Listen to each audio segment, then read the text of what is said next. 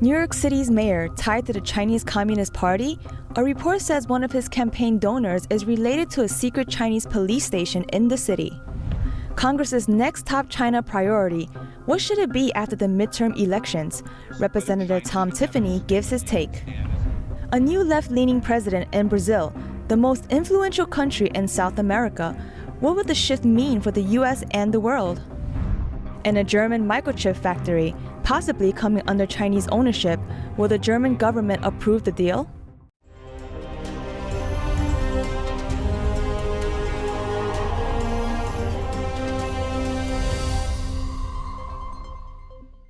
Welcome to China in Focus. I'm Ellie Hart, in for Tiffany Meyer. New York City's mayor in the spotlight. A report says one of his election campaign donors has ties to a troubled U.S. charity, which reportedly hosts a secret Chinese police station in its New York headquarters. Here are the details. According to Daily Caller News, the president of the American Chong-Li Association, James Liu, financially supported Mayor Eric Adams' election efforts. He donated $4,000 to Adams' mayoral campaign between 2019 and 2021. But Liu's nonprofit, the American Chong-Li Association, was embroiled in a series of controversies earlier this month. That's amid reports that the group had been operating a Chinese police station inside its headquarters in Lower Manhattan. It's allegedly tasked with spying on Chinese nationals. The Manhattan police station is one of more than 100 law enforcement offices the CCP has set up worldwide. According to a human rights group, these stations also participate in intimidation, harassment, detention, or imprisonment to spy on dissenters and return migrants to China. Last month, the American Chong-Li Association welcomed Mayor Adams as an honored guest at its gala, though the mayor did not disclose his participation at the event on his official agenda. Photos published on a Queens-based Chinese-language news service post revealed Adams' presence there. At the dinner, Adams made a speech honoring the American Chong-Li Association, calling it an important and powerful social organization that makes great contributions to New York City. Others in attendance included Senator John Liu, City Council member Sandra Ng, and representatives from the offices of Congresswoman Grace Meng and City Council member Christopher Mart.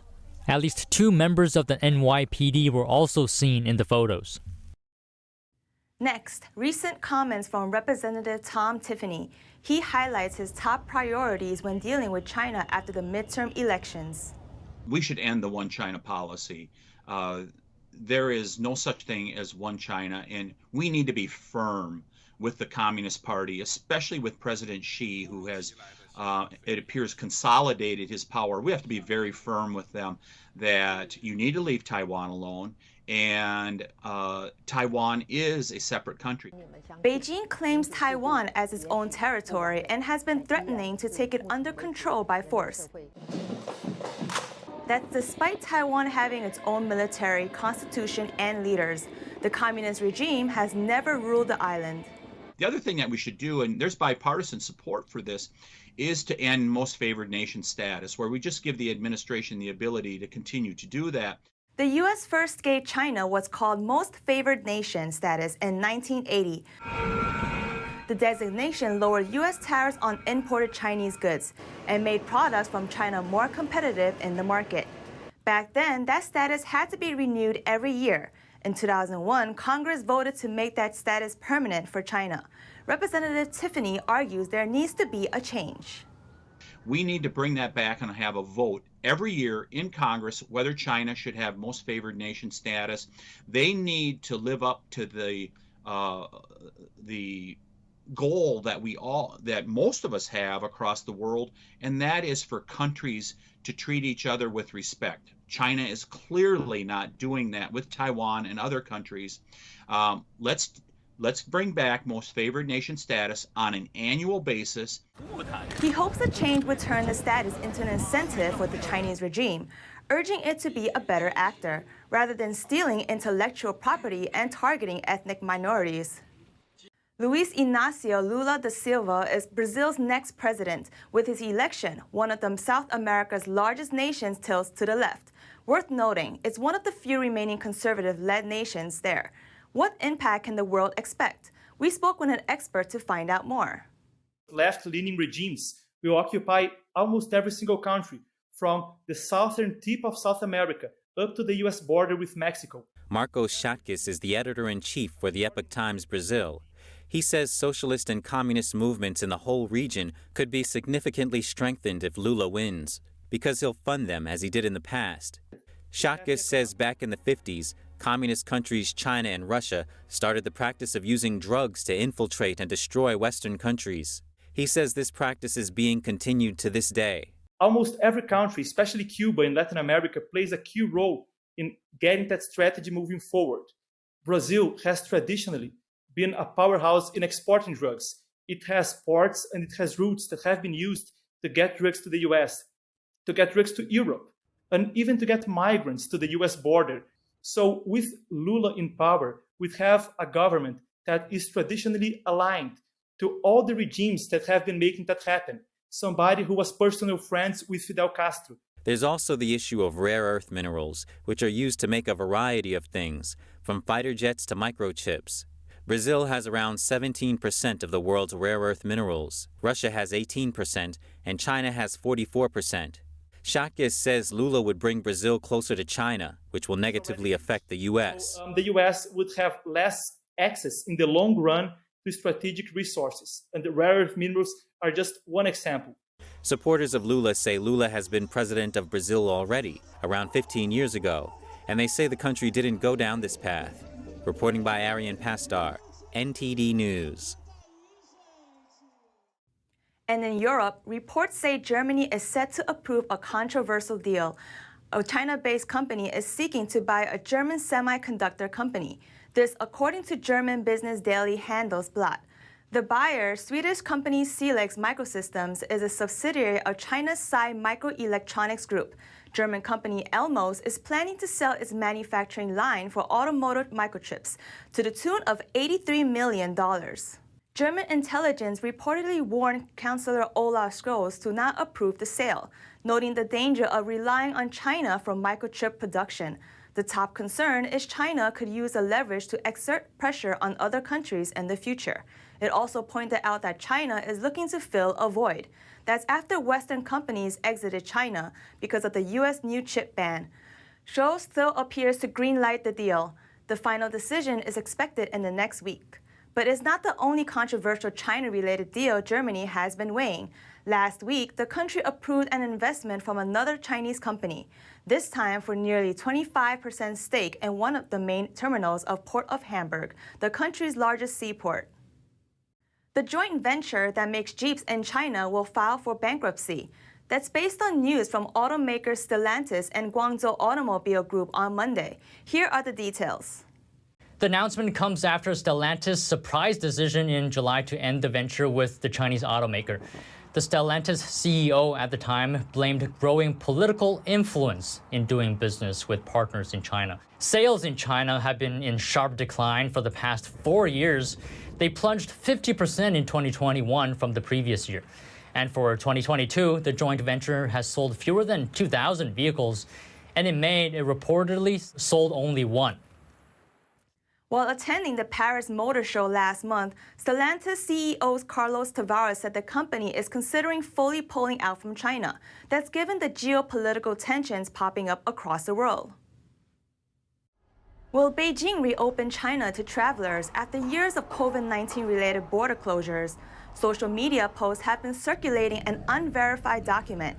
It says China is forming a committee to access border reopening in March.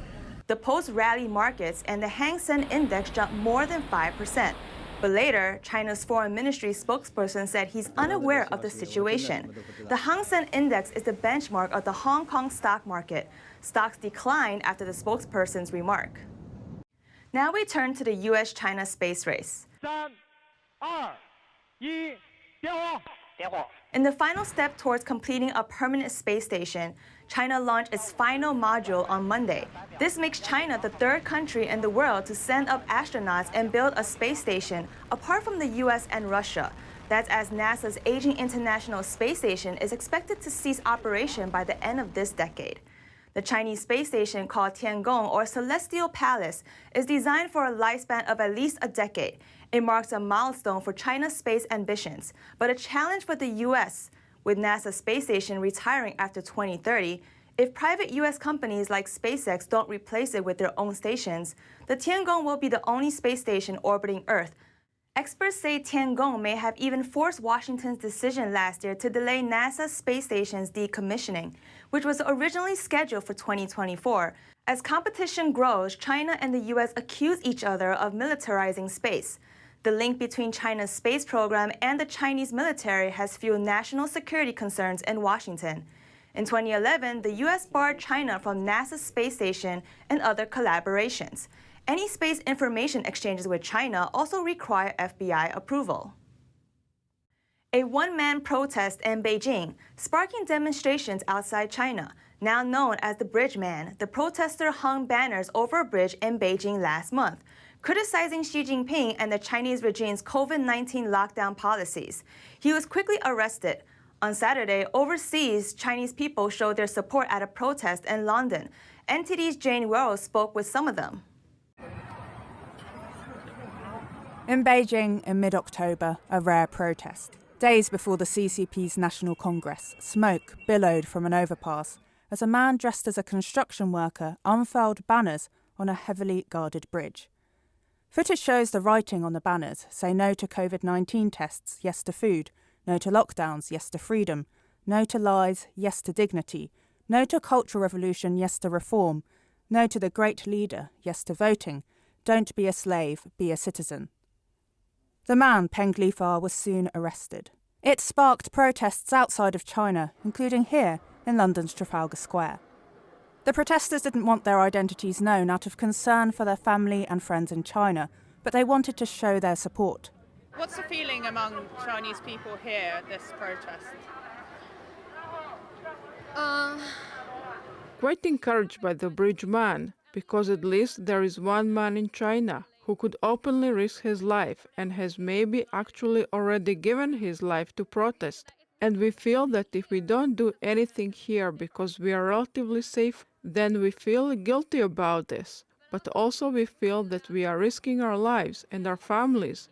It's like choked, getting choked. Even though we are far away, we are abroad, but we are still getting choked. She said they don't have a formal protest organiser and the organisation is decentralised to keep everyone safe. People don't know where he is right now. So we're doing this to support him and to protest Xi's dictatorship. Another protester who didn't want to be identified said he admires the bravery of the bridge man. He's definitely a hero. We definitely really admire his courage because it's not an easy job, not at all. I felt very emotional when I saw that slogan. That's exactly from that bridge man. He's not just physically strong, he's also mentally strong. He writes down everything we want to say.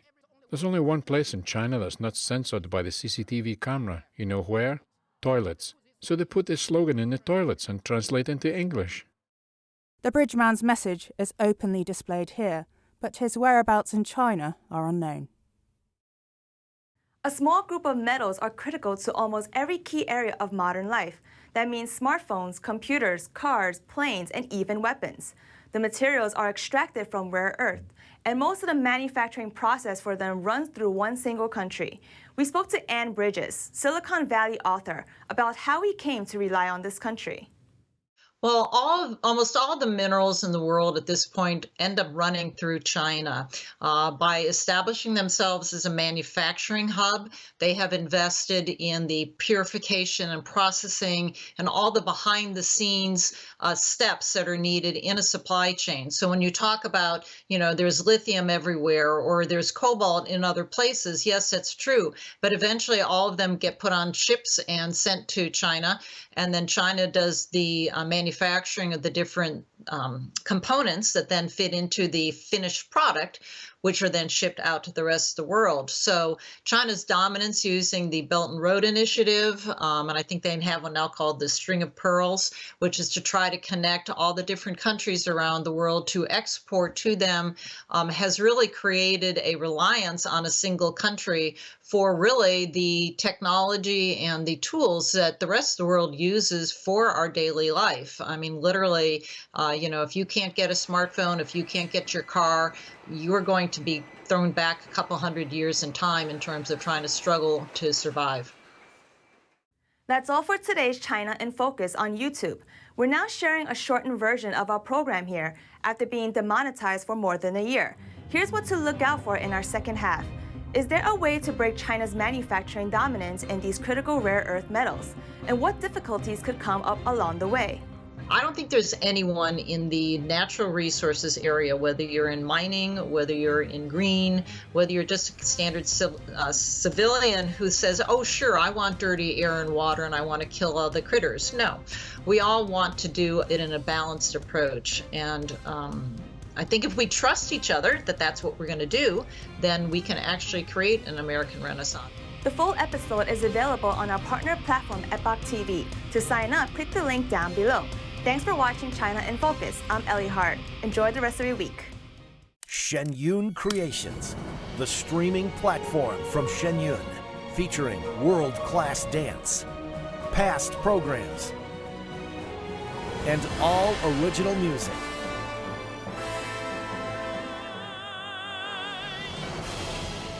Masterclasses, behind the scenes, comedy, and more. Explore ShenyunCreations.com.